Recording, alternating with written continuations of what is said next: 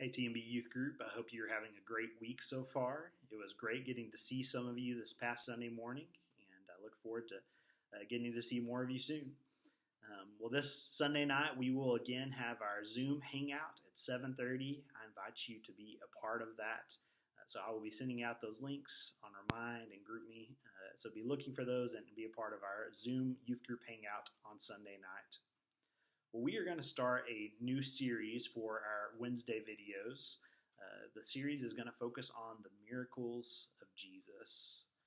And it's always a good time to focus our attention on Jesus, but especially during this time, I think it's great for us just to focus on Jesus and who he is.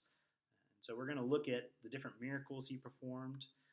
And these miracles help reveal to us exactly who Jesus is, that he is more than just an ordinary man. And they also reveal what he came to do, that Jesus is one that came to heal the sick, to mend the broken, to set the captive free, and to raise the dead to new life. So we're going to see how he does that in these stories in the Bible in people's lives. We're going to also talk about how he does that in our lives as well.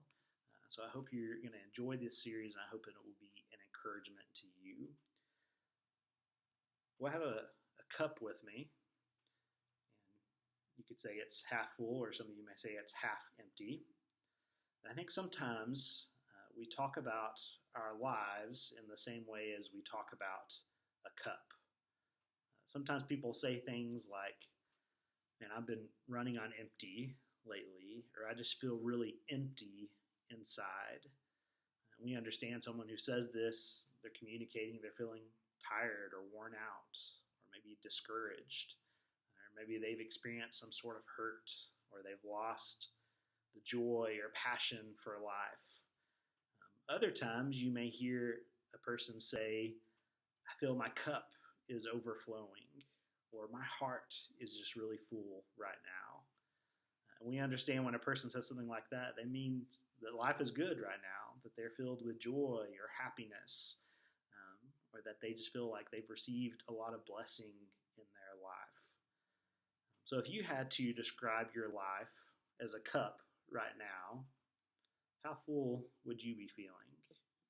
Are you feeling a little drained, a little empty? Or do you feel like your cup is overflowing? Or maybe you're somewhere in between? Well, we're going to look at Jesus' first miracle recorded in the Gospels. And this miracle has to do with this idea of being empty or full. So in the story, Jesus is at a wedding, and he's with his mother and his disciples. And this is early on in Jesus' ministry. So these disciples are pretty new to following Jesus. They haven't been following him that long. And so they're still trying to figure out exactly who is this Jesus. And so they're at this wedding when a problem arises. So I'm going to read about it from John 2, verses 1 through 5. On the third day, a wedding took place at Cana in Galilee. Jesus' mother was there, and Jesus and his disciples had also been invited to the wedding. When the wine was gone, Jesus' mother said to him, "They have no more wine." "Woman, why do you involve me?" Jesus replied. "My hour has not yet come." His mother said to the servants, "Do whatever he tells you." So at the wedding, the wine runs out. And weddings were a big deal in Jesus' culture, just like they're a big deal today. Sometimes in his time, wedding celebrations could last as long as a week. And everyone in the community would often be invited. And for the bride and the groom and their families, being a good host was important.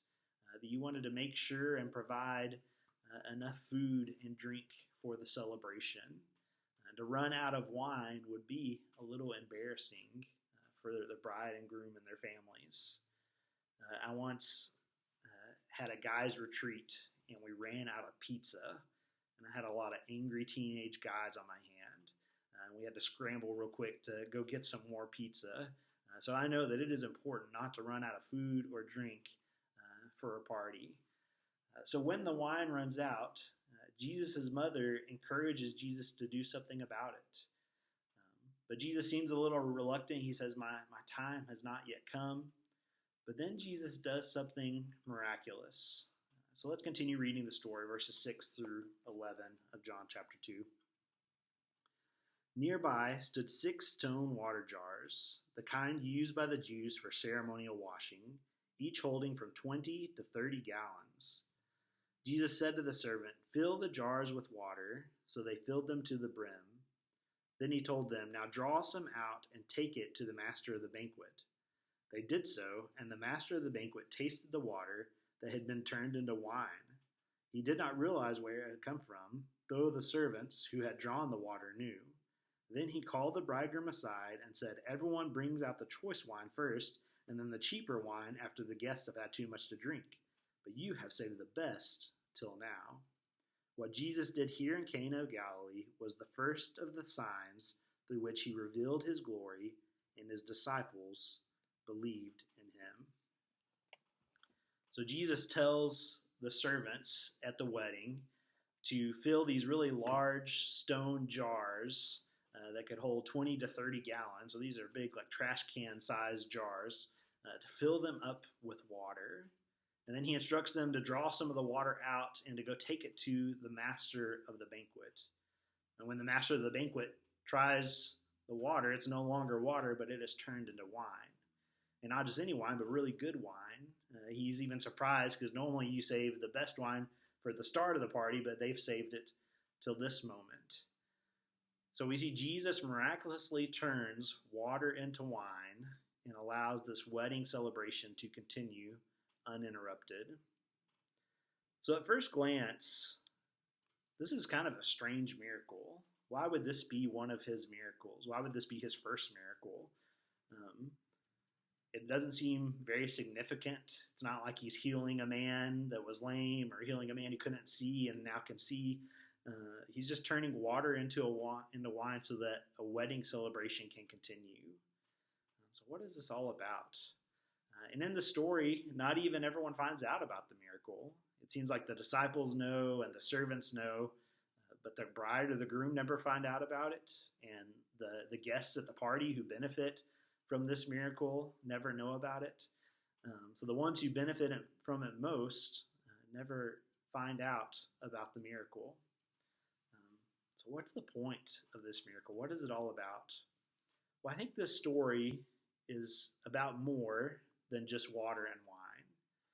I think the story is about how God is doing something new in the world and in people's lives through Jesus.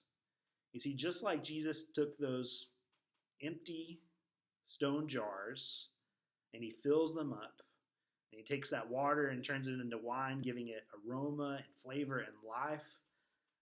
I think that's what Jesus came to do in people's lives.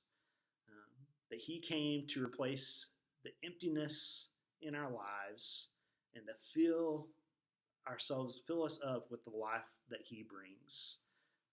That he wants to give people a reason for joy and celebration because of his love and because of his grace. So that's what he wants to do for you and for me. That he wants to take our emptiness and to fill us with the life that he can bring, to fill us with his grace and his love and his joy. And just like in the story, he doesn't just make ordinary wine, but he makes the best wine. And I think he wants our lives to be the best kind of life, which is life with him, life in relationship with him. So where in your life are you feeling empty? Maybe you've tried to fill that emptiness in your life with different things, but there is only one thing that truly fills us, and that is Jesus. So may we find that life in him. May we be filled to overflowing. You guys have a great week.